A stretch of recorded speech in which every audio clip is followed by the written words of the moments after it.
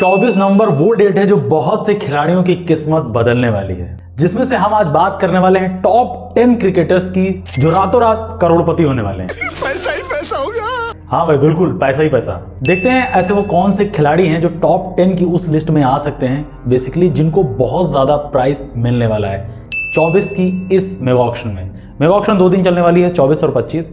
जितने marquee player हैं, या मैं ये बोलूं कि जिनको बहुत ज़्यादा मोटा माल मिलने वाला है, वो डेट 24 ही है। 24 को बहुत सारे खिलाड़ी हैं जो मार्की प्लेयर के थ्रू रजिस्टर हैं, जिनको टीम ने मार्की प्लेयर बनाया हुआ है, और सिंपल सी बात है कि उस दिन वो रातों रात करोड़पति होने वाले हैं। तो सबसे पहले बढ़ते हैं नंबर 10 की तरफ। वहाँ पर हमने जिस खिलाड़ी को लिया वो है ग्लेन मैक्सवेल, यानी द बिग शो।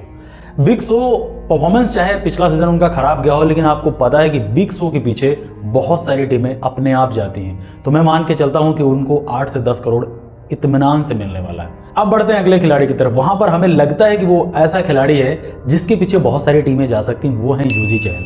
हम इस लिस्ट में युजी चहल को इसलिए रख रहे हैं क्योंकि वो प्राइम स्पिनर हैं और बहुत सारी टीमें उनके पीछे जाने वाली हैं। तो बेसिकली हम उनका भी प्राइस मान के चलते हैं कि 8 से 10 करोड़ में युजी चहल आराम से किसी टीम को मिल जाएंगे। उसके बाद अगले खिलाड़ी की तरफ बढ़ेंगे। वहां हमने जिस खिलाड़ी को रखा है वो है वेंकटेश अय्यर। अय्यर साहब ओपन करवा लो, मिडिल ऑर्डर में कहीं भी बल्लेबाजी करवा लो, उनके अंदर जो क्वालिटी है वो हर टीमों की नीड है। उनको भी मैं बहुत ज़्यादा एक्सपेंसिव नहीं देख रहा हूँ, लेकिन हाँ 8 से 10 करोड़ रुपए की इस वाले सेगमेंट में हम अय्यर साहब को रख रहे हैं कि वेंकटेश अय्यर 8 से 10 करोड़ के इस वाले सेगमेंट में आराम से आ जाएंगे।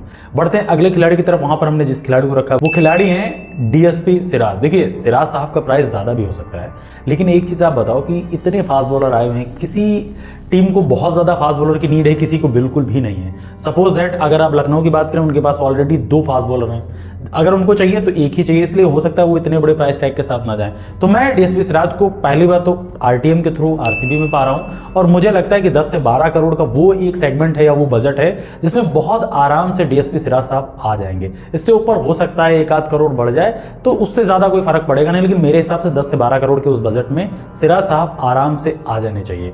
अगला खिलाड़ी मेरी नज़र में वो है केएल राहुल, जिनको आई थिंक अच्छा पैसा मिलने वाला है। मैं बहुत ज़्यादा एक्सपेंसिव नहीं देख रहा हूँ, क्योंकि आप देखो केएल राहुल अब एलएसजी उनकी तरफ देखेगी नहीं, पंजाब उनकी तरफ देखना भी नहीं चाहिए, क्योंकि पंजाब में पहले रह के आए हैं तो उनको पता है कि उनका खेलने का तरीका क्या है। केएल राहुल के पीछे अब आप सोचो कि मुंबई जाएगी तो ये पॉसिबल नहीं, 45 करोड़ के साथ वो कैसे जाएंगे। 2 या 3 ही टीमें हैं जो केएल राहुल को बहुत अच्छे से अप्रोच कर सकते हैं, जिसमें से हमें आरसीबी नजर आती है जो प्राइम तरीके से उनके पीछे जा सकती है। इसके अलावा डीसी मुझे नजर आ रही है, या फिर केकेआर की तरफ अगर आप देखो तो वहां पर भी एक उम्मीद नजर आती है कि हो सकता है केकेआर चाहे कि केएल राहुल जैसा ओपनर या कैप्टन मटेरियल उनको मिल जाए। इसके अलावा एक टीम और मुझे इंटरेस्टिंग दिखेगी, वो आई थिंक जीटी हो सकती है या फिर सीएसके हो सकती है। इसके अलावा बहुत सारी टीमें उनके पीछे नहीं जाने वाली, तो उनका प्राइस मेरे हिसाब से 11 से 14 करोड़ के इस वाले सेगमेंट के बीच में आराम से आ जाना चाहिए। इससे ज्यादा तो टीमें उनके पीछे नहीं जाएंगी, और आई थिंक इससे ज्यादा प्राइस भी उनका नहीं जाने वाला।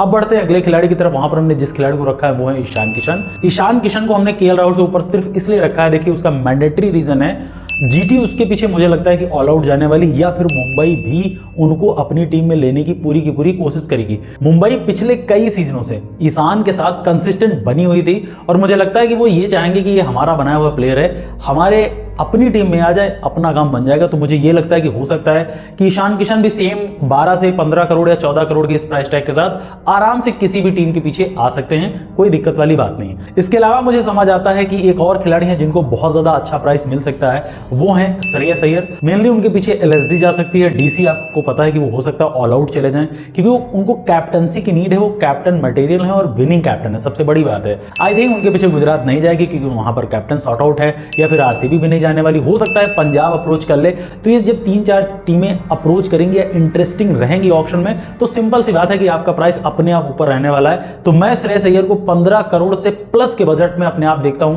कि वो किसी भी टीम में जाएंगे, 15 प्लस जाने वाले हैं, क्योंकि जिनको भी चाहिए वो कैप्टन मटेरियल के थ्रू ही इतने बड़े प्राइस टैग में खेलेंगे। सिंपल सा लॉजिक है यहां पर। इसके अलावा अगले खिलाड़ी मुझे जो नजर आते हैं जो और ज्यादा एक्सपेंसिव हो सकते हैं, श्रेयस अय्यर से ज्यादा पैसा उनको मिल सकता है, वो है जॉस बटलर।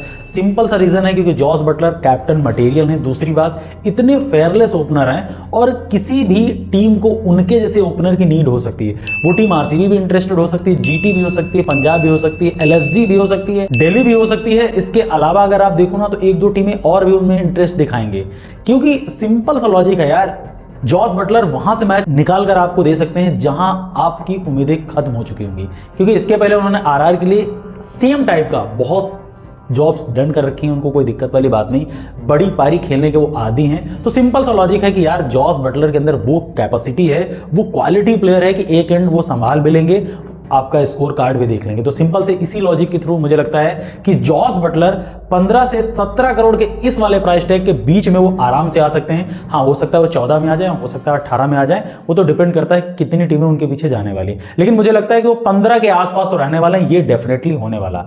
इसके बाद नंबर 2 पर हमने जिस खिलाड़ी को कंसीडर किया है वो आई थिंक बहुत सारे लोग एग्री करेंगे या नहीं एग्री करेंगे पता नहीं, मुझे लगता है वो बनने वाले हैं अर्शदीप सिंह। सिंपल सा लॉजिक है यार, उतना अच्छा फास्ट बॉलर आप पूरी ऑक्शन में देख लो कोई और इंडियन नहीं मिलने वाला, और ये mega auction Indian fast bowler की होने वाली है, इंडियन विकेट कीपर की होने वाली। तो सिंपल सी बात है कि आप देखो वहां पर अर्शदीप को पंजाब ने रिलीज कर दिया, वहां पहले रिटेंशन वो हो सकते थे 18 करोड़ की, लेकिन वो नहीं हुए। अब मुझे ये लगता है कि अगर वो ऑक्शन में आए हैं तो बहुत ज्यादा पैसे लेकर ही जाएंगे। वो कहते हैं ना कि रातों रात करोड़पति बनने वाला सपना अर्शदीप का बहुत आराम से पूरा होने वाला। मुझे लगता है कि वो 18 प्लस में जाने वाले हैं। अब वो कितना जाते हैं वो ऑक्शन टेबल पर होने वाली टीमों के डिस्कशन में डिपेंड करेगा कि कौन उनके लिए कितनी लंबी बिड करते हैं। अब बढ़ते हैं मोस्ट एक्सपेंसिव खिलाड़ी की तरफ, जो आई थिंक मुझे लगता है कि अब तक के जितने सबसे महंगे खिलाड़ी थे आईपीएल हिस्ट्री का वो रिकॉर्ड टूटने वाला है, और आई फील कि वो रिकॉर्ड ऋषभ पंत तोड़ेंगे। सिंपल सी बात है, बहुत सारे लोग हमें कमेंट कर रहे थे, आपकी मैं बात भी कर लेता हूं कि सिंपल सी बात, बहुत सारे लोग ये बोल रहे हैं कि भाई ऋषभ पंत ने T20 में इतना क्या ही उखाड़ दिया है जो लोग इतनी ज्यादा उसको हाइप दे रहे हैं। यार आप इंटरनेशनल T20I की बात मत करो, आईपीएल में उसने बहुत अच्छी पारियां खेल रखी हैं। मुझे डीसी से वो खेलता था, मुझे बहुत अच्छे से याद है, एक एसआरएच के अगेंस्ट 128 रन के आसपास की वो पारी, वो लाजवाब पारी। और ऋषभ पंत के अंदर वो क्वालिटी है, वो कैप्टन मटेरियल है, कीपर है। अब मतलब कहीं भी बल्लेबाजी करवा लो, टॉप ऑर्डर में करवा लो, मिडिल ऑर्डर में करवा लो, लोअर ऑर्डर में करवा लो, भाई ऋषभ पंत अपने हिसाब से गेम को चला सकते हैं। और सबसे बड़ी बात है कि वो कैप्टनसी मटेरियल हैं, इसीलिए बहुत सारी टीमें उनके पीछे जाने वाली, खासकर पंजाब जाएगी, एलएसजी भी जा सकती है। दूसरी सबसे टक्कर की टीम मुझे लग रहा है कि वो होगी आरसीबी। डीसी को मैं इसमें नहीं रख रहा हूं, क्योंकि अगर डीसी को ऋषभ पंत को रखना ही होता तो आई थिंक वो रिलीज नहीं करते। हो सकता है कि इसके लिए चेन्नई भी थोड़ा सा इंटरेस्ट दिखाए, बजट जरूर उनके पास उतना नहीं, लेकिन हो सकता है कि वो इंटरेस्ट दिखाएं। बेसिकली ऋषभ पंत को मैं मोटा मोटा 20 करोड़ से ज्यादा, यानी 20 से 22 करोड़ के उस बजट के साथ देख रहा हूं कि इंडियन बैटर या इंडियन कीपर इतने बड़े प्राइस टैग के साथ किसी भी टीम में जाएगा। हो सकता है वो प्राइस 25 से प्लस हो जाए या 20 से 19 रह जाए, ये ऑप्शन होने के बाद पता चलेगा। इसके अलावा 3-4 खिलाड़ी और हैं, मैं उनका नाम यूं ही ले रहा हूं और एक प्राइस टैग बता दे रहा हूं, जिसमें से मुझे लगता है जैक फ्रेजर मगर हो गए, फिल सॉल्ट हो गए, इसके अलावा नीतीश राणा हो गए, ट्रेंट बोल्ट हो गए, और वॉशिंगटन सुंदर जैसे खिलाड़ी अभी भी आपके पास हैं, जो मुझे लगता है कि 8 से 10 करोड़ के उस बजट के साथ आराम से किसी भी टीम में जाएंगे। इससे कम में नहीं हो सकते। हाँ, उसमें मोहम्मद शमी भी हो सकते हैं। तो ये ऑलमोस्ट मोटा मोटा 15 नाम मान लो, 15 नामों का बजट हमने बता दिया है, प्राइस बता दिया है कि एवरीथिंग इसी के आसपास रहने वाला है।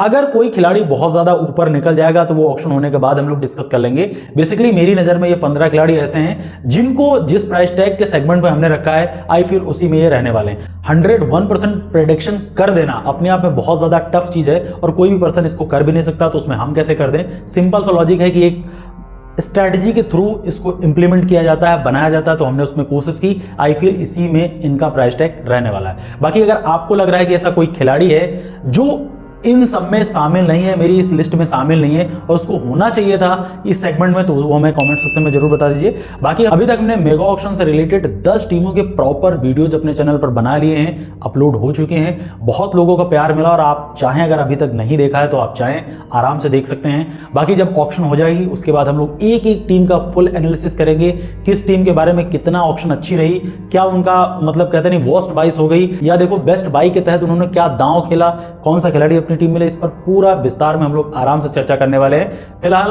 आज हम लोग यहीं पर वीडियो खत्म करते हैं। अब आपको क्या करना है, वीडियो को लाइक कीजिए, चैनल को सब्सक्राइब कीजिए, अपने दोस्तों में शेयर कीजिए और नोटिफिकेशन की घंटी जरूर प्रेस कर दीजिए। हमने देखा था यार 10% लोग सिर्फ सब्सक्राइब किए, 90% लोग अभी भी अनसब्सक्राइब किए हैं और व्यूवर्स हमारे उसी में से हैं। तो यार दोस्त सब्सक्राइब कर दीजिएगा, नोटिफिकेशन अगर बेल आपकी ऑन होगी तो आपके पास नोटिफिकेशन टाइम टू टाइम पहुंच जाएगा। बाकी हम मिलते हैं आपको एक नए वीडियो के साथ, तब तक के लिए जय हिंद।